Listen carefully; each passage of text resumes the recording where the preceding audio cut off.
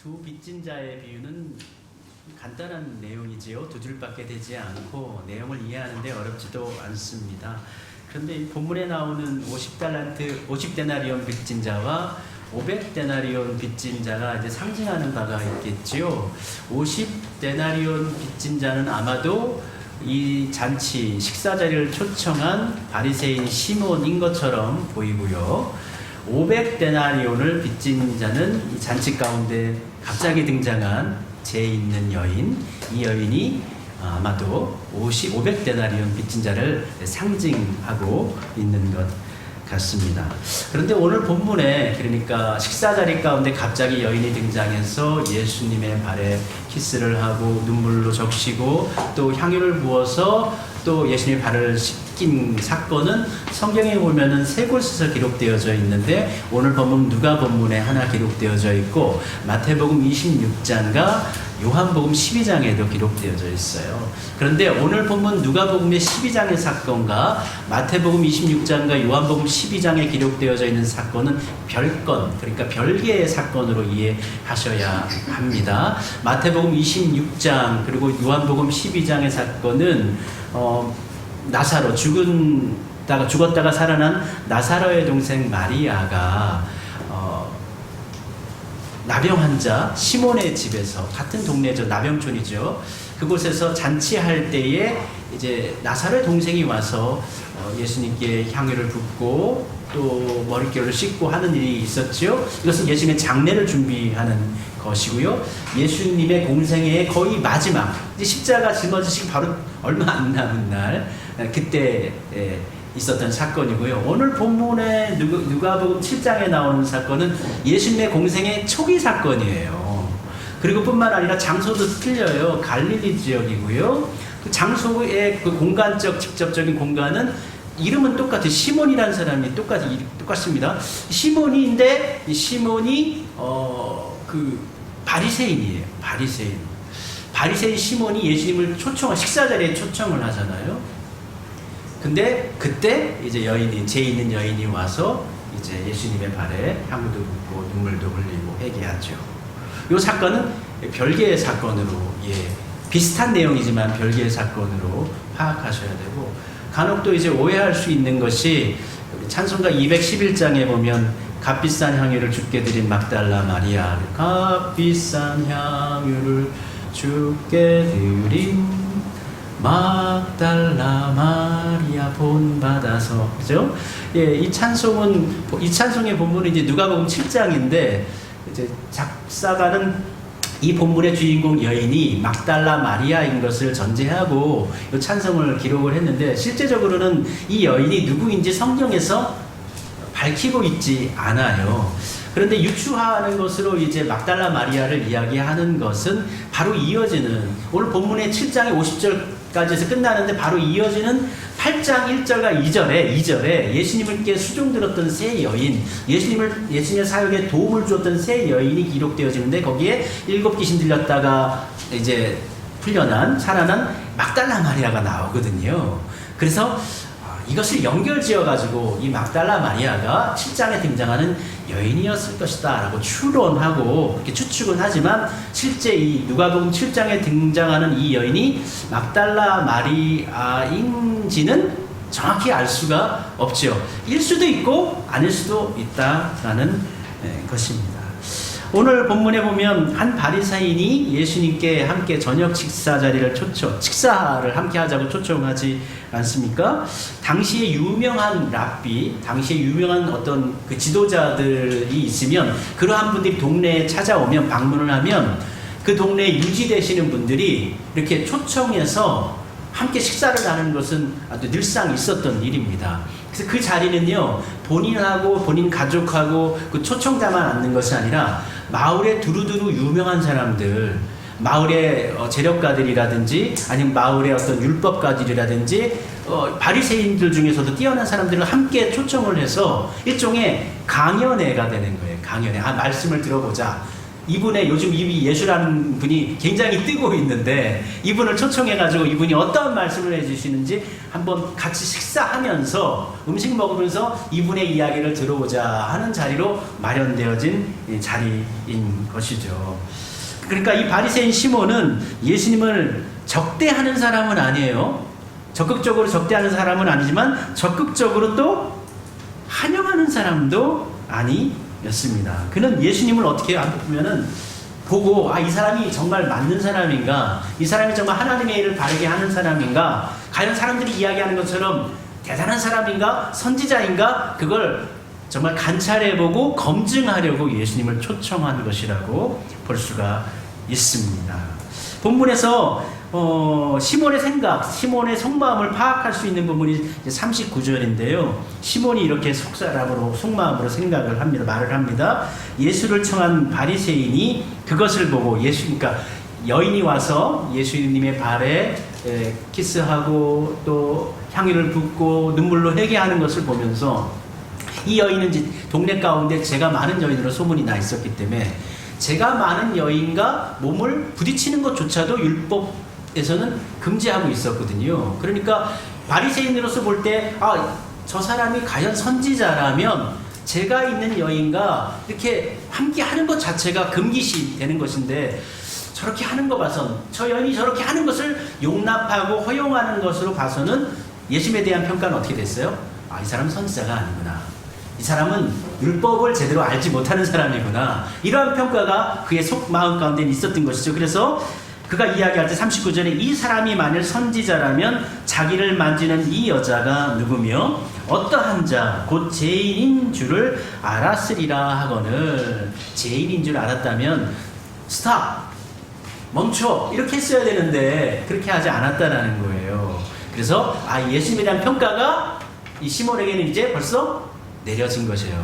이 사람은 랍비 아니구나. 이 사람은 율법 지키는 사람 아니구나. 이 사람은 뭔가 우리랑 다른 사람이구나 라는 것을 그가 추론한 것이죠. 그러니까 그의 초대의 목적은 예수님의 한대와 존경, 그의 말씀을 사모하는 마음으로 듣고자 함이 아니라 예수님이 정말 맞는 사람인가, 진리를 가르치는 사람인가, 자신의 입장에서 진리예요. 그걸 검증하려고 예수님을 초청한 것이라고 볼 수가 있습니다. 그래서 이제 그의 한대는 매우 형식적이었고 갖추어야 할 것들을 제대로 갖추지를 않았어요. 예수님께서 말씀하실 때 44절에 보면 내가 내 집에 들어올 때 너는 내게 발 씻을 물도 주지 아니하였으되. 유대인들 가운데 초청을 하면 이건 기본적인 거예요. 그 사람이 좋은 사람이든 나쁜 사람, 마음에 들지 않는 사람이라 할지라도 내가 초청을 해서 그 집에 발을 들이면 그분에게는 발 씻을 물을 제공해 드리는 게 이건 정말 가장 기본적인 거. 근데 이거 기본적인 것도 이 시몬은 예를 갖추지 않았어요. 그리고 두 번째 45절에 보니까 너는 내게 입 맞추지 아니하였을 때. 그러니까 이 유대인들도 요즘 보면 어떻게 이렇게 얼굴 이렇게 부으면서 볼키스 한단 말이에요. 이게 한영 인사거든요. 근데 그것도 하지 않았어요. 그러니까 가장 기본되는 거는 발 씻어주는 거하고 두 번째로는 볼키스 하는 거거든요. 그것마저도 하지 않았다는 거예요. 시몬은 아예 기본적으로 예수님에 대한 예의, 존중을 표현하지 않았습니다. 그리고 세 번째 46절에 보니까 너는 내 머리에 감람유도 붓지 아니하였을 때. 감람유는 귀한 기름입니다. 기름이지만 같은 기름 중에서도 가장 대중적인 많은 사람들이 사용하는 기름, 요즘으로 말하면 식용유 같은 거예요. 콩기름 같은 거예요. 그것마저도 내게 환영의 의미로 부어주지 않았어요. 이 감람유를 부어주는 건 좀 특별한 의미의 손님이 올 때 감람유를 이렇게 부어줍니다. 근데 그것도 하지 않았다는 게 세 가지를 다 하지 않았다는 것이죠. 그런데 이 여인은 어떻게 했습니까? 이 여인은 시몬은 발도 씻겨주지 않았는데 이 여인은 눈물로 예수님의 발을 씻겼어요. 시몬은 입 맞추지 않았는데 이 여인은 예수님의 발에 입을 맞추어서 회개합니다. 그리고 시몬은 감람유도 흔한 기름도 머리에 붓지 않았는데 이 여인은 가장 귀한 향유인 나드 앙근을 가지고 와서 그것을 예수님의 발에 붓습니다. 그러니까 이렇게 본문상의 50데나리온 빚진 자와 500데나리온 빚진 자가 상징하는 것이 두 사람이라는 것. 시몬과 이 죄 있는 여인이라는 것을 보면서 우리가 살펴보아야 합니다. 당시에 이 향유, 옥합은 너무 귀한 것이기 때문에 우리가 요즘에는 뭐 너무나 이제 공장에서 잘 만들어지기 때문에 이제 뚜껑을 따고 여는 거가 굉장히 좋게 잘 만들어졌죠. 뚜껑만 닫으면은 향이 바깥으로 나오질 않아요. 근데 예전에는 그만큼 세공 기술이 없기 때문에 이 뚜껑을 따게 만들어 놓으면은 어느 순간 이 귀한 게 이렇게 자연스럽게 기화가 돼가지고 사라져 버린단 말이에요. 또는 이게 곰팡이가 날 수 있게 된단 말이에요. 그 가치가 떨어져 버린단 말이에요. 그래서 이 향유 옥합의 특징은 뭐냐면 그 석회질의 어떤 그 병으로 이 향유 옥합을 집어넣고 아예 마감까지 그냥 붙여버리는 거예요. 뚜껑까지 붙여버리는 거예요.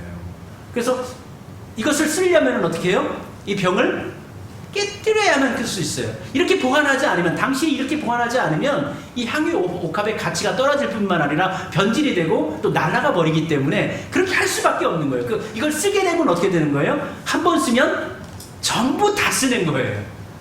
그날 다 쓰는 거예요. 더 이상 어떻게 남았다고 해서, 좀 남았다고 해서 어떻게 나중에 쓰고 그럴 수가 없는 거. 여인의 그 헌신을 파악해 볼 수가 있는 것이죠. 근데 이 여인이 그 향유를 어디에 붓죠? 발에 붓습니다. 예수님의 발에 붓습니다. 보통 향유를 붓을 때 이스라엘 사회에서는 향유는 굉장히 귀중한 것이기 때문에 결혼할 때 이제 신랑과 신부에게 머리에, 왜냐면 머리에 이렇게 머리기름 대면서 향이 이렇게 전체적으로 퍼지거든요. 그리고 왕이 될 때도 기름을 붓고 제사장을 삼을 때도 머리에 기름을 붓고, 향유를 붓는다, 기름을 붓는다는 것은 당연히 어디에 붓는 거예요? 머리에 붓는 거예요. 그런데 이 여인은 어디에 그 향유를 부었죠?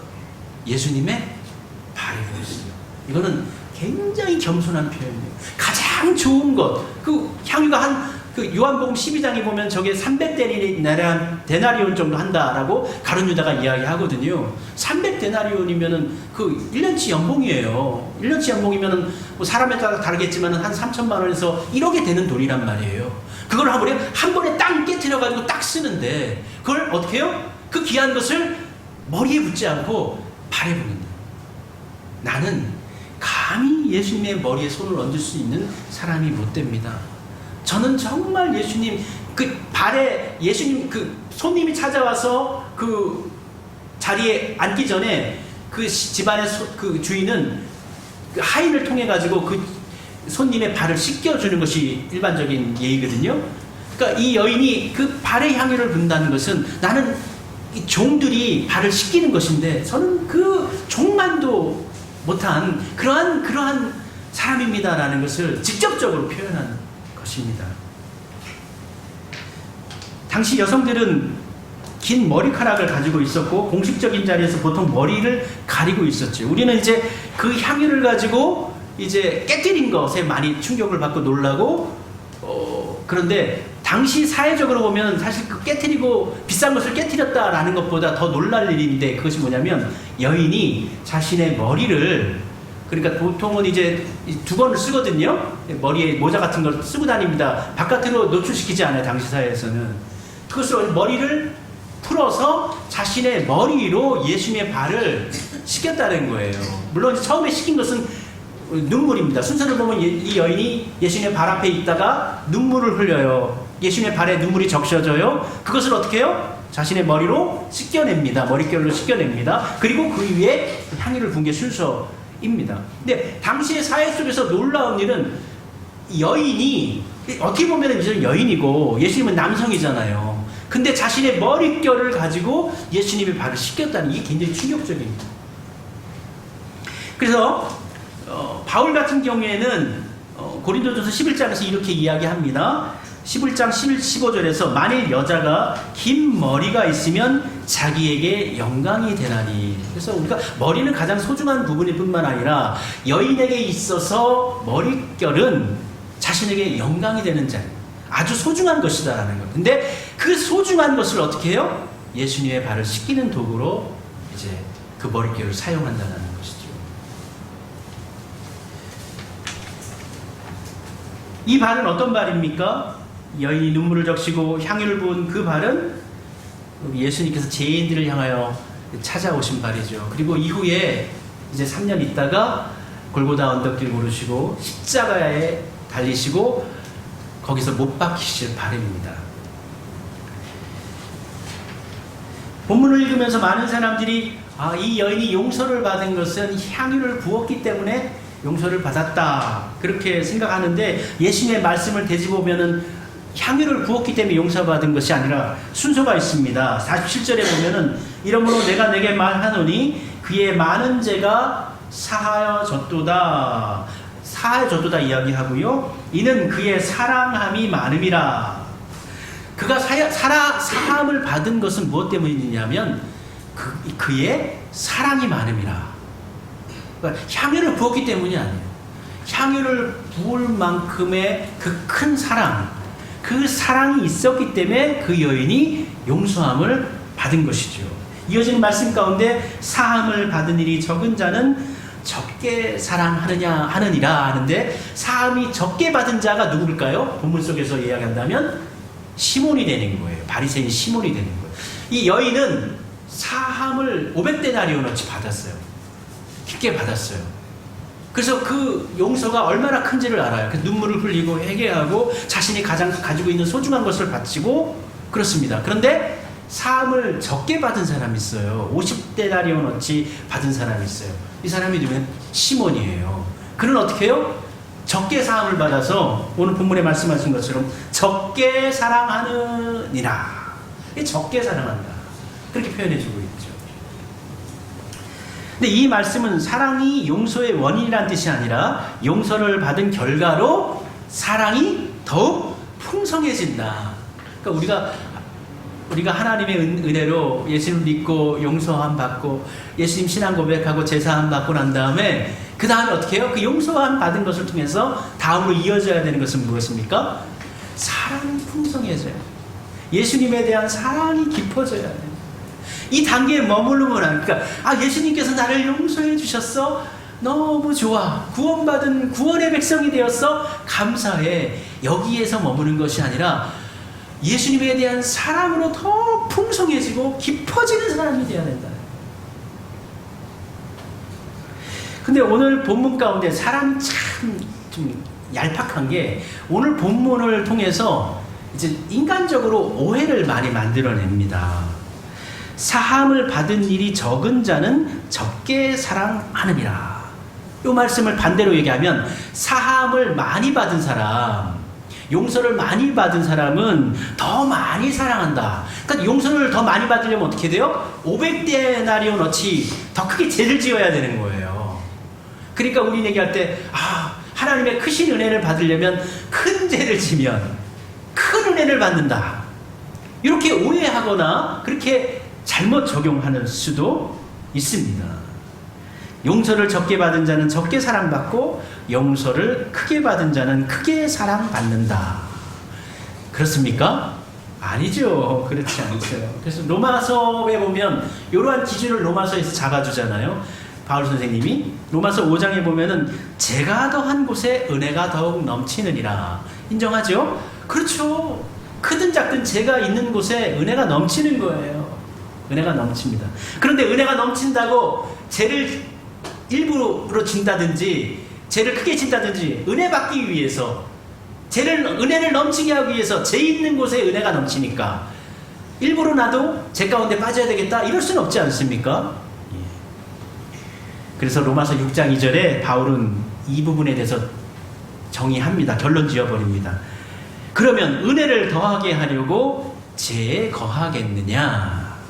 그럴 수 없느니라. 그럴 수 없죠. 은혜를 받고 난 다음에 죄로 인하여서 회개하고 은혜 받고 난 다음엔 다시금 더 큰 은혜를 받기 위해서 더 큰 죄를 짓는 것이 아니라 더 커져야 되는 것은 뭐예요? 사랑이에요. 사랑이 더 커져야 되는 거예요. 사랑이 더 풍성해져야 하는 것입니다. 죄를 많이 지어서 은혜를 크게 받자는 논리는 복음이 아니죠. 오히려 죄를 깊이 깨달을수록 은혜가 더 크게 보이는 것이 복음의 원리입니다. 비유 가운데 예수님께서 500데나리온과 50데나리온이라는 액수를 선택하셨어요. 마태복음 같은 경우에는 달란트 비율을 사용하셔가지고 금액을 엄청나게 크게 하셨고, 또 우리가 익히 봤던 문화 비유에 있어서도 문화라는 금액도 상당히 큰 금액이죠. 근데 예수님께서 오늘 본문에서는 500데나리온과 50데나리온이라는 그러한 금액을 설정하셨습니다. 우리가 이미 아는 것처럼 1데나리온은 하루 품삯이죠. 어떤 사람은 10만 원 벌지만 어떤 사람은 50만 원도 벌 수가 있지요.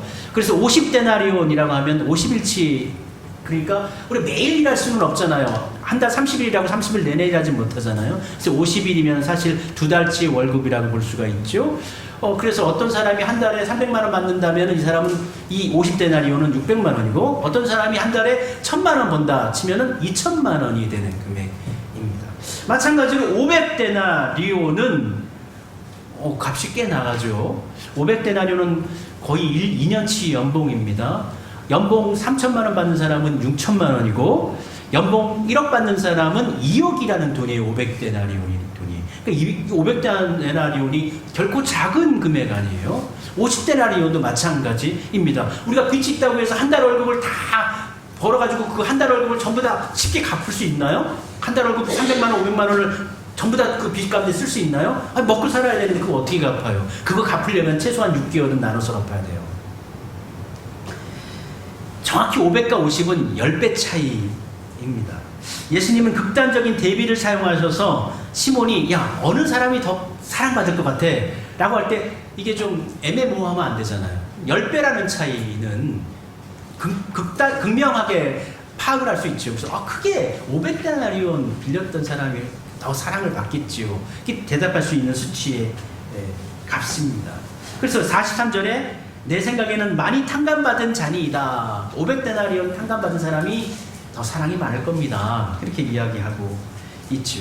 만약에 5천하고 5라고 했으면, 또는 1만과 1이라는 숫자, 1데나리온이라는 숫자를 사용했다면, 큰 차이로 말씀하셨다면, 이 시몬은 저 여인은 1만 데나리온, 도저히 사람으로 갚을 수 없는 어마어마한 죄를 지은 사람이고, 나는 1데나리온이면 뭐 아무것도 아니네, 그냥 슬쩍 딱 하나 갚아도 되는 그러한 작은 금액이네, 이렇게 오해할 수 있단 말이에요.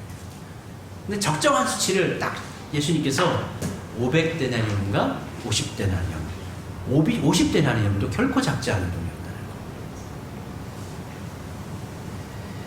그런데 이 두 사람에게는 공통점이 있어요. 빚진 사람, 이 두 사람에게는 공통점이 있는데, 그것이 뭐냐면 말씀 가운데 42절에 보면 갚을 것이 없으므로.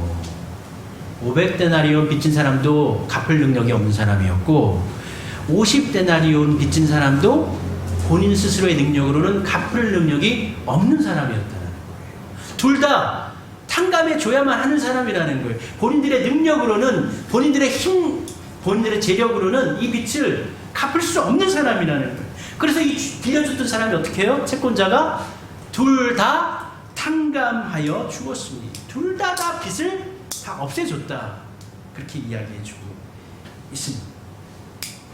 그런데 이 시몬은 이 비유의 이야기가 본인을 향해서 이야기한 것인데, 말씀하신 것인데, 500데나리온 빌렸던 저 여인은 스스로 갚을 수 없는 사람이지만 50데나리온밖에 빚지지 않은 이 바리새인 시몬에게 있어서는 어쩌고는 이 50데나리온이라는 돈이 작은 돈은 아니지만 본인의 능력하에 따라서, 그러니까 누군가 마을의 유지로서 이 정도는 내가 갚을 수 있어 라고 이렇게 생각하는 그런 사람일 수 있는 확률이 상당히 높습니다. 그래서 오늘 본문 가운데 예수님께서 이 본문의 가운데 있는 사람들에게, 또는 우리에게 물으시는 것은, 누가 더 죄를 많이 지은 사람이냐, 누가 더 악한 사람이냐, 요거에 대한 기준이라기보다는 누가 더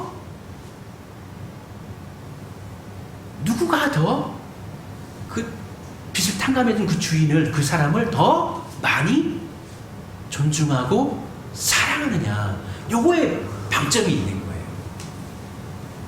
그러니까 예수님께서 요구하시는 건 뭐예요? 적게 용서함을 받았든 크게 용서함을 받았든 사랑 많은 사람이 최고라는 거예요. 예수님을 더 사랑하는 사람이 최고라는 거예요. 근데 우리는 생각할 때에 신앙의 모범으로서 이 여인, 죄 많은 여인을 모범으로 생각하는 것까지는 맞아요. 그렇게는 생각을 합니다. 그래, 그 여인처럼 우리도 헌신해야 돼. 우리 진정한 회개가 있어야 돼.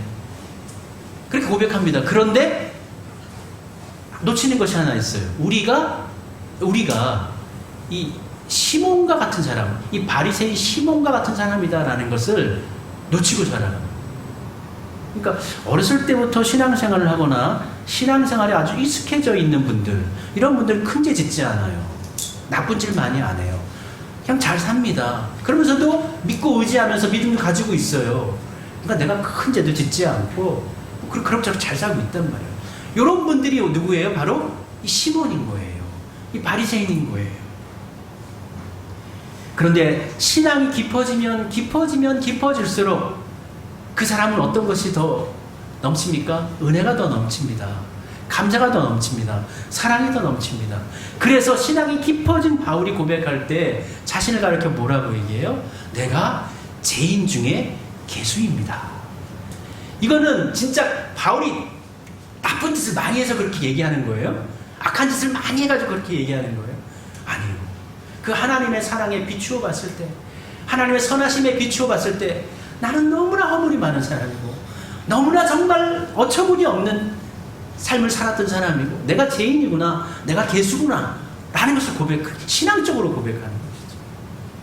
그래서 신앙이 오래되신 분들, 교회생활 오래 하신 분들, 난 바리새인 시몬처럼 뭐 큰 죄도 짓지 않았는데 좀 무리하면 내가 좀 갚을 수도 있는데 몸이 건조하게 넘길 수 있단 말이에요. 신앙적으로.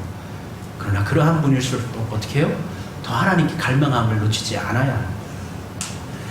50데나리온을 빚졌든 500데나리온을 빚졌든 이 빚의 궁극적인 목적, 궁극적인 상황은 어떻습니까? 둘 다 갚을 수 없는 사람이라는 거예요. 둘 다 갚을 능력이 없는 사람입니다. 여러분들은 갚을 능력이 있느냐 없느냐, 이것이 중요한 거예요. 여러분 갚을 능력이 없어요. 그런데 우리 하나님께서 우리 예수님을 통하여 대신 갚아주셨죠. 그것이 은혜고, 그것을 고백하는 사람, 그것을 인식하는 사람, 아는 사람은 사랑이 풍성해진다는 거예요. 사랑이 더 커진다는 거예요. 그래서 이 본문의 결론, 이 사건의 결론이 이야기하는 것은 뭐냐면, 이 여인이 제사함을 받았으니까 내가 용서함을 받았다 하고 그냥 그렇게 해서 끝나는 것이 아니라 마지막 결론이 뭐냐면, 이 여인을 용서하시는 예수님의 모습을 통해서 주변에 있는 사람들이, 그 자리에 함께 있던 사람들이 웅성웅성 떠드는 거예요. 아니 이 사람이 도대체 누구길래? 그러니까 바리새인 시몬은 이 사람이 누구인가? 선지자인가? 뭐 사람들이 얘기하는 것처럼 정말 그리스도인가? 아니면 뛰어난 어떤 사람인가? 그걸 알고 싶어갖고 예수님이 누구인가를 알고 싶어가지고 예수님을 초청했단 말이에요. 목적이 이 시몬이 알고자 하는 것은 바로 그거였단 말이에요. 근데 이 시몬은 중간에 놓쳐버려요. 좀 뭐 교만하기도 하고 자신 좀 있는 것 같기도 하고 그 정도는 내가 갚을 수도 있죠 라는 어떤 이런 생각을 그가 가지고 있단 말이에요. 그러니까 예수님이 누구신가에 대한 것으로 나아가지를 못해요. 근데 예수님께서 그 여인에게 이제 내 죄가 사하여졌느니라 하고 말씀하실 때에 주변에 웅성웅성거리면서 49절에 이렇게 얘기합니다. 이가 누구이기에 죄도 사하는가? 이 사람이 도대체 누구냐? 누구기 때문에 어떤 사람이길래 죄를 사할 수 있는 권세가 있는 사람인가? 그들이 묻는 거예요. 그럼 여기서 바리새인 시몬이 깨우쳐야 되는 것은 무엇입니까? 예수님께서 그리스도시다. 예수님께서 우리의 구원자시다 라는 것을 향하여서 나아가야 하는데 시몬은 나아가지 못했어요. 놀라운 것은 시몬뿐만 아니라 이 물음 앞에 그 누구도 답을 하지 못합니다. 그 마을 가운데 율법사들도 왔을 것이고 그 마을 가운데 꽤나 지식이 있는 사람도 왔을 것입니다. 묻기만 하고 답을 하지 못합니다. 심지어는 예수님의 제자들도 여기 있었을 거예요. 그런데 예수님의 제자들 역시도 예수님이 도대체 누구신가? 예수님은 도대체 누구시지? 아직 제자들도 몰라요. 그런데 아는 사람이 딱 한 명 있었어요. 누구죠? 이 여인이었습니다. 예수님의 공생의 초기에 대부분의 사람들은 예수님은 하나님께서 보내신 선지자인가 보다, 하나님께서 세우신 말세지만의 지도자신가 보다, 율법사인가 보다, 랍비신가 보다, 이렇게 생각을 했단 말이에요. 그런데 이 여인은 말이죠, 예수님을 만나기 전부터 어떻게 해요? 예수님께 회개하고 또 그것을 드러내기 위해서 자신의 향유 옥합을 가지고 왔잖아요. 먼저 예수님이 누구신지를 이 여인은 파악하고 알고 있었던 거예요. 예수님은 나의 죄를 사해 주시는 분이다. 용서해 주시는 분이다. 내 죄를 없이하여 주시는 분이다. 예수님이 나의 구원자시다라는 것을 이 여인은 알고 있었던 거예요. 그것을 고백하면서 예수님께 나아왔고, 그 고백의 증거로 회개하면서 눈물로 예수님의 발을 적시고, 자신이 가지고 있는 가장 여인으로서 소중한 머릿결로 예수님의 발을 씻고, 가지고 있는 가장 소중한 그 제물인 옥합을 깨뜨려서 그것을 예수님의 발에 부었던 것이죠. 그래서 이 본문 통해서 우리에게 던지는 것은, 이 질문은 뭐냐? 우리에게 주시는 질문, 지금 이 시간 가운데 우리에게 주시는 질문, 그 식사자리 가운데 던졌던 질문은 뭐냐? 예수님을 너희들은 누구라 하느냐? 예수님은 나를 살리시는 분이십니다. 예수님은 나의 구원자십니다. 그 예수님 앞에 내가 죄를 고백하면 우리의 죄를 용서해 주시는 분입니다. 그리고 그 예수님께서 우리에게 원하시는 것은 사랑의 풍성함. 예수님을 믿고 난 다음에 예수님께서 원하시는 것은 사랑의 풍성함. 사랑의 풍성함. 그래서 오늘 누가복음 이 성경의 관점은 그녀가 어떤 죄를 지었는가가 아니라 누구에게 용서를 받았는가, 여기에 있어요. 그녀는 예수님에게 용서를 받았어요. 그래서 이 사건은 예수님은 도대체 누구이신가, 이것을 지금 우리에게 묻고 있는 것이죠. 예수님이 자신의 죄를 사하여 주시는 분, 하나님의 아들이심을 믿고, 그래서 향유 옥합을 들고 와서 눈물을 흘렸고 예수님의 발에 향유를 붓고 그 발을 자신의 머릿결로 닦은 이 여인의 고백, 그녀의 회개, 진정성, 그리고 사랑 많음, 이것을 우리가 본받아야 하겠습니다. 중요한 것은 50데나리온이든 500데나리온이든 우리 모두는 갚을 능력이 단 1데나리온도 없는 능력 없는 사람이라는 것을 고백하는 마음이 우리에게 있어야 돼요. 시몬에게는 그것이 없었어요. 50데나리온쯤은 내가 우리 집에 있는 것 좀 저금 통장이면 설명 갚을 수 있지. 우리 밭에 있는 소출을 좀 팔면 갚을 수 있지. 그러한 마음이 시몬에게 있었어요. 그러한 마음을 가진 자에게는 은혜가 임하지 않습니다. 오직 예수님께 우리의 마음을 온전히 드리고 온전히 우리의 마음을 고백하면서 예수님의 주 되심을, 예수님의 그리스도 되심을 고백하면서 주님 의지하면서 의탁하며 나아가야 하겠습니다.